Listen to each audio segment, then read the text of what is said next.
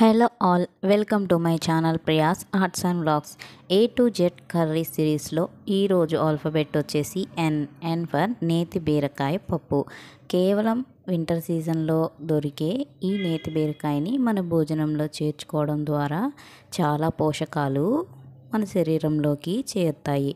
అయితే ఈ నేతి బీరకాయ పప్పు కోసం ముందుగా నేతి బీరకాయని చక్కగా వాష్ చేసి పీల్ చేసి పీసెస్ కింద కట్ చేసి పక్కన పెట్టేసుకోవాలి. దీన్ని మనము ప్రెషర్ కుక్కర్లో అయినా చేసుకోవచ్చు, నార్మల్ బౌల్లో అయినా చేసుకోవచ్చు.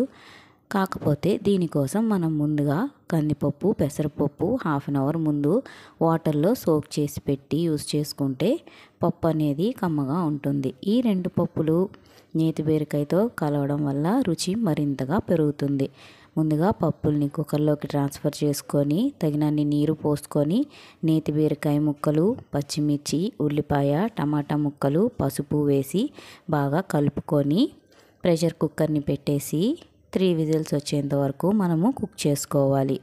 ప్రెషర్ అంతా రిలీజ్ అయిన తర్వాత లిడ్ ఓపెన్ చేసి స్టవ్ ఆన్ చేసుకొని పప్పును ఒకసారి కలుపుకొని దీంట్లో పులుపుకి సరిపడా చింతపండు వాటర్ని యాడ్ చేసి రుచికి సరిపడా ఉప్పు, కారం పొడి వేసి మనం రెడీ చేసుకున్న పోపు మిశ్రమాన్ని కూడా దీంట్లోకి ట్రాన్స్ఫర్ చేసుకోవాలి.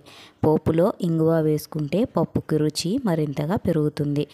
ఈ మిశ్రమం అంతా చక్కగా కలిసిపోయి పప్పు మరొకసారి ఉడుకు వచ్చేంత వరకు వేచి ఉంటే ఎంతో రుచికరమైన నేతి బీరకాయ పప్పు రెడీ.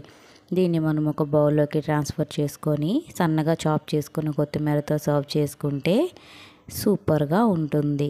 ఈ వీడియో మీకు నచ్చితే లైక్ చేసి, షేర్ చేసి, సబ్స్క్రైబ్ చేసుకోవడం మర్చిపోకండి.